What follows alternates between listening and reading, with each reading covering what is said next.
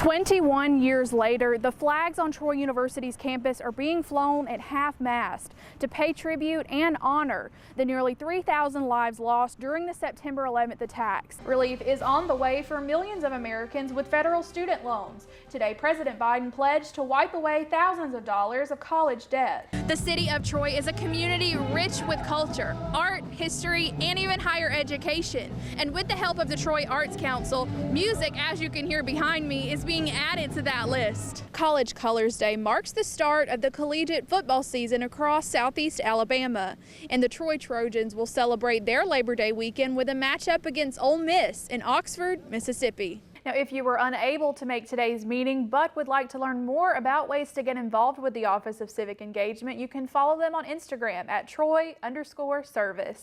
Even with the increase in ticket fines, the Troy University Police Department will continue to keep its students in mind. The recent expansion of campus parking will no longer include commuter or residential spaces, leaving more room for faculty and all students to get to their destination. And if you prefer to park as close to your classes as possible, you might just get that chance. U.S. and Russian authorities say they are discussing a potential prisoner swap that could free WNBA star Brittany Griner and Marine veteran Paul Whelan. That's today.troy.edu/TrojanVision. Tune in again tomorrow night for more news, sports, and weather. Until then, have a good night.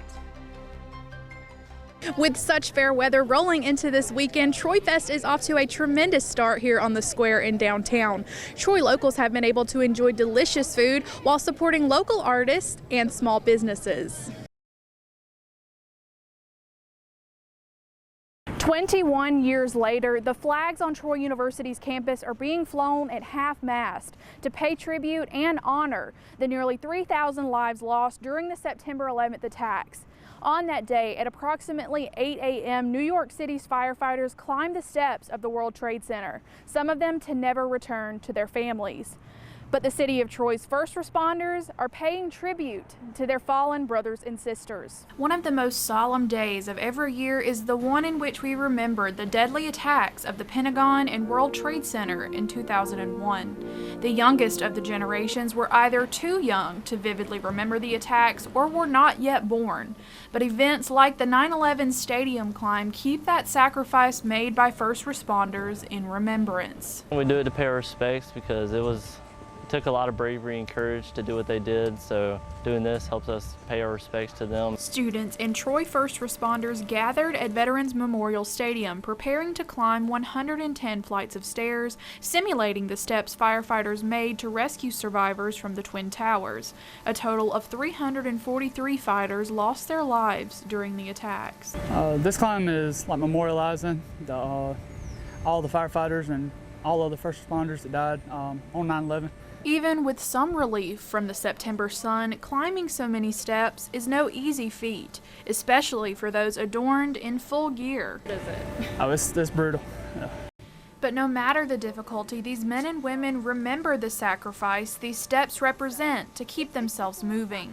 Just kind of remember those that went before and those have done it in previous years also. Quite a few of Troy's firefighters arrived to help support their teammates, some of them even joining in on the climb to help push them further. Even though these men got to enjoy a Sunday morning with their closest colleagues, their recollection of the attacks continues to weigh heavy on their hearts. I was in the Army, and I was at home on leave, sleeping late, and my mom called me on the phone and woke me up and told me to turn the news on. You know, at first you didn't really know what was going on. After that second plane hit, you knew what was going on. You knew that things were about to change. Over 2 decades later, firefighters and other first responders continue to remain affected by the tragedy of September 11th. For many of those in the force, they serve their community as protection from those dangers, understanding that tomorrow is never promised. Think about all those people that got up and went to work that day and, you know, had no idea that was going to be the last time they saw their family or spoke to their loved ones. And, you know, just, you know, you're not promised tomorrow. Spend every day, you know, like you mean it. Cardinal, silver, and black. These three colors could be seen all over campus today as Troy joined the celebration of College Colors Day. Governor Kay Ivey recently proclaimed that September 2nd would be the date for schools to wear their colors with pride. College Colors Day marks the start of the collegiate football season across Southeast Alabama, and the Troy Trojans will celebrate their Labor Day weekend with a matchup against Ole Miss in Oxford, Mississippi. The Alabama Higher Education Partnership promotes this day as a celebration of the college experience, as well as the successes of public universities within the state. Alabama's 14 public universities have a $12.50 return for every dollar invested. Let's celebrate the difference we make for our state. The Trojan football team has no shortage of support for their first game of the season, as many students could be seen in their Cardinal around campus, and the SGA prepares for a retreat where they will travel to Oxford to support the team. The College Colors Day is just an opportunity for us as students to unite and get ready and excited for game day, and just show our Troy spirit. I think it's really important that we show our support and that our Trojans know that the entire school is behind them and we're cheering for them and we'll be there for them. The university bookstore is filled with Trojan swag for anyone looking to stock up for future College Colors Days and, of course, game days. The Trojans will hit the field on Saturday at 3 p.m. in Vaughn Hemingway Stadium. Savannah Sapp, Troy TrojanVision News. If you are new to the area, you might be wondering what is there to do on a Saturday night in Troy. Well, the Troy Arts Council has you covered. Downtown band concerts have become a staple in Troy nightlife. The city of Troy is a community rich with culture, art, history, and even higher education. And with the help of the Troy Arts Council, music, as you can hear behind me, is being added to that list. After a few showers covered the area on a much cooler Saturday evening, Troy locals gathered on the square in downtown to enjoy food, music, and most importantly, community. I think concerts like these are a great way for the community to come together, for us to, share common interests. It's really accessible music. It's a lovely environment. There's food. There's everything that people enjoy, and I think it's a great way to bring us all together. Concert goers enjoyed the musical stylings of a local artist and her fellow musicians. The group performed a variety of genres and tunes that spanned many decades, giving listeners of all ages something to enjoy. So this is Cameron Dubois. She's from Montgomery. She's a terrific young singer and is accompanied by a really solid, excellent band. And so we've all really enjoyed her music. The city of Troy really does a good job of giving everybody a variety of different musicians and artists throughout the year for people to come and enjoy. The downtown band concerts are not just for Troy locals. The city of Troy encourages students from the university to come out, kick back, and enjoy their culture. I've always come out to the square to hear all the bands, everybody perform. It's a lot of fun. It gives Troy students things to do while they're in the city. The South and small towns are notorious for not having things. I think, I remember from my life being a student a few years ago, that it's always better to go out and do things and get out of your comfort zone a little bit. There is life outside of Netflix and your couch.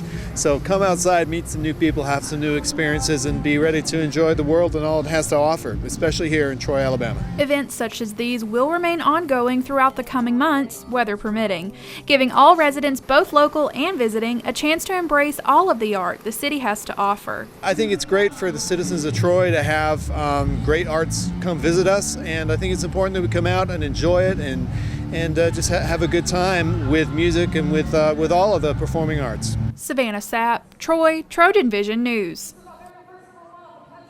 As the fall semester draws near, parking on campus will look a bit different. The fines linked to the dreaded green citations have increased. Troy University Chief of Police George Beaudry tells us why. I'll be honest, what we saw happening last year was people felt like a $10 ticket was no big deal, so they never went and got that decal. That $10 ticket wasn't enough to encourage that compliance. Basic parking violations have increased from $10 to $25, and handicap violations, blocking a dumpster or parking on grass, could guarantee you a $75 ticket. Ultimately, we hope that this increase in fines will encourage students, faculty, and staff to be more adherent to the parking rules. In essence, that might give our staff, our security officers, our parking enforcement, and our police officers an opportunity to focus on other issues of security. Even with the increase in ticket fines, the Troy University Police Department will continue to keep its students in mind.